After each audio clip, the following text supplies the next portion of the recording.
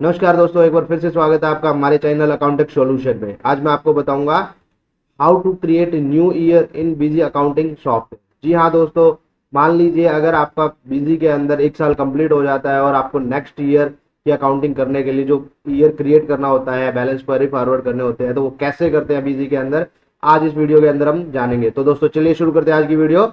Let's start.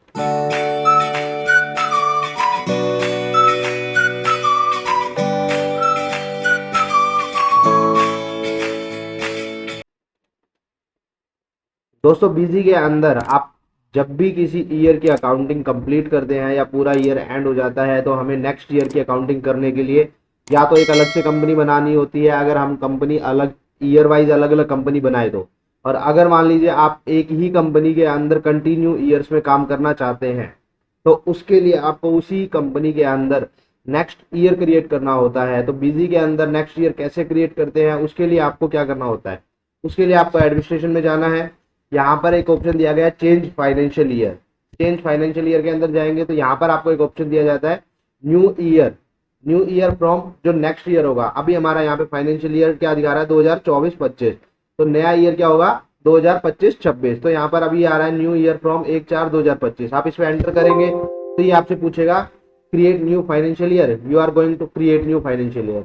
Okay करेंगे तो आपका स्टार्टिंग फ्रॉम 1/4/2025 से नया ईयर स्टार्ट हो जाएगा। अब आपसे ये पूछता है कि create new year only don't carry balance. अगर आप इसको ऑन कर देते हो तो आपका ईयर तो क्रिएट हो जाएगा, लेकिन पिछले साल में जो आपके क्लोजिंग बैलेंस है वो यहाँ पर आपके ओपनिंग बैलेंस में नहीं आएंगे। दूसरा है डोंट कैरी आइटम बैलेंस। अगर आप चाहते हो कि मेरे सिर्फ आइटम के बैलेंस ना आए लेकिन ओपनिंग बैलेंस आ जाए, तो यहाँ पर क्या होगा, आप डोंट कैरी आइटम बैलेंस कर दो तो आपका आइटम का जो स्टॉक की वैल्यू है वो आपकी यहाँ पर नहीं आएगी। उसके बाद तीसरा ऑप्शन देता है item master to be carry forward. All करने हैं, क्लोजिंग बैलेंस करने हैं, या moved oblique closing balance. All करते हैं तो सारे आ जाएंगे, क्लोजिंग बैलेंस वो आएंगे जिसके अंदर आपका क्लोजिंग बैलेंस है। जिसके अंदर आपका कोई भी क्लोजिंग बैलेंस नहीं है वो आपके आइटम यहाँ पर कैरी फॉरवर्ड नहीं होंगे। सेम ऑप्शन है पार्टी के अंदर भी, party master to be carry forward. यहाँ पर आप चूज करेंगे क्लोजिंग बैलेंस और ऑल। तो दोनों में ऑप्शन वही है कि अगर आप ऑल करते हो तो आपके सारे ही मास्टर कैरी फॉरवर्ड होंगे, चाहे किसी के अंदर बैलेंस हो या ना हो, चाहे वो क्लोजिंग बैलेंस किसी पार्टी का जीरो हो, उसके अंदर कोई ट्रांजेक्शन नहीं हो। ऑल करोगे तो सारे आ जाएंगे, और क्लोजिंग बैलेंस करोगे तो सिर्फ वो पार्टियां कैरी फॉरवर्ड होंगी जिनका क्लोजिंग बैलेंस है, जिनके अंदर ट्रांजेक्शन अवेलेबल है, जिनका लास्ट में क्लोजिंग बैलेंस हमने कुछ लेना है या कुछ देना है। जिसका क्लोज हो चुका है, जिसका जीरो बैलेंस है, या जिसके अंदर हमने कोई ट्रांजेक्शन ही नहीं की, वो कैरी फॉरवर्ड नहीं आएंगे। वो लास्ट ईयर में तो आपके पार्टीज दिखेंगी लेकिन नए ईयर में आपको वो पार्टी शो ही नहीं करेंगी ट्रांजेक्शन के टाइम पे।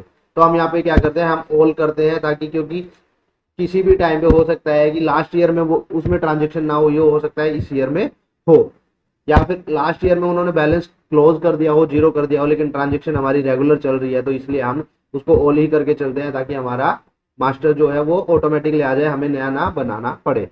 तो यहाँ पर अब हम क्या करेंगे, हम डोंट कैरी वाले के ऑप्शन को भी हटा देते हैं, ऑल रखते हैं, दोनों ऑप्शन ऑफ रखते हैं और स्टार्ट करते हैं। तो इससे क्या होगा, हमारा जितना भी डाटा है वो पूरा का पूरा कैरी फॉरवर्ड हो जाएगा और हमारा नया ईयर बन जाएगा। उसमें सारे बैलेंस भी आ जाएंगे, सारे आइटम स्टॉक आ जाएंगे विद बैलेंस, और सारे मास्टर सारे क्रिएट हो जाएंगे। हम स्टार्ट पे क्लिक करेंगे तो ये क्या करेगा, ये आपके 5 प्रोसेस करेगा। चेकिंग डाटाबेस, पहले आपके डाटाबेस को चेक करेगा कि ओके है, फिर वो सारी इंफॉर्मेशन रीड करेगा कि आपके कितने लेजर्स हैं, कितने आइटम्स हैं, कितनी सैंडी डेटर्स, ओ हाँ, कितने सैंडी डेटर्स हैं, और उसके अलावा आपकी कितने अदर ड्यूटी एंड टैक्सेस वगैरह के मास्टर्स हैं। उसके बाद क्या करेगा, switching to new financial year, फिर ये आपका नया फाइनेंशियल ईयर क्रिएट करेगा। फिर वो सारे के सारे जो भी मास्टर्स हैं वो यहाँ पर क्रिएट करेगा, और उसके बाद क्या होगा, सेम मास्टर के अंदर लास्ट ईयर से आपके अपडेटिंग बैलेंस करके आप बैलेंस अपडेट कर देगा। इसमें हो सकता है कि आपको टाइम भी लगे, हो सकता है कम टाइम पे लगे, ये डिपेंड्स ऑन आपके डाटाबेस के ऊपर कि आपकी कंपनी का कितना ज़्यादा बड़ा डाटा है। अगर आपका डाटा छोटा है, ज़्यादा ईयर्स का नहीं है, जैसे मेरे में 1 ईयर का था, तो इसलिए मेरे को टाइम कम लग रहा है। अगर आपका पुराना डाटा 3-4 सालों से चल रहा है और नेक्स्ट ईयर में आप कैरी फॉरवर्ड कर रहे हो, तो हो सकता है आपको टाइम ज़्यादा लगे। अब यहाँ पर ये आपका लास्ट प्रोसेस चल रहा है अपडेटिंग बैलेंस। जैसे ही यहाँ पर आपका 100% हो जाता है तो आपका क्या होगा, ये डाटा सारा का सारा नेक्स्ट ईयर में कैरी फॉरवर्ड हो जाएगा और आपका कंपनी भी ऑटोमेटिकली यहाँ पर फाइनेंशियल ईयर 2024-25 की जगह पर 25-26 आ जाएगा। अब यहाँ पर ये हमारे मास्टर बैलेंस जो है, मास्टर टू चेक 542 है, अभी हमारे चेक हो चुके हैं 478 तक।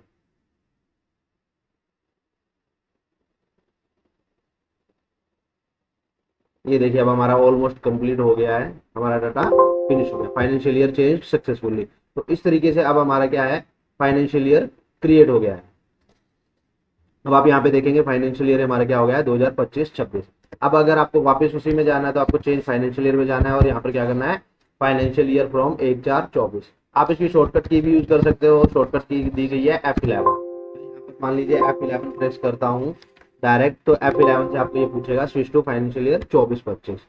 हाँ, अगर आपके यहाँ पर मान लीजिए आपके 3 ईयर्स यहाँ पर ओपन होते, मान लीजिए 23-24, 24-25 और 25-26, अगर मान लीजिए आप उसके अंदर 24-25 के अंदर होते तो उसमें क्या होता कि जब आप F11 करोगे तो आपके पास 2 ऑप्शन दिखाएगा। ये एक ऑप्शन दिखाएगा आपको कि स्विच टू फाइनेंशियल ईयर 23-24 और स्विच टू फाइनेंशियल ईयर 25-26, मतलब एक लास्ट वाले ईयर में जाना है तो दिखाएगा और एक नेक्स्ट ईयर में दिखाना है तो दिखाएगा। आपको दोनों ही ऑप्शन दिखाएगा कि यहाँ पर आपसे पूछेगा कौन सी ईयर में जाना है, 23-24 में या 25-26 में, क्योंकि 24-25 में तो आप ऑलरेडी हो गए।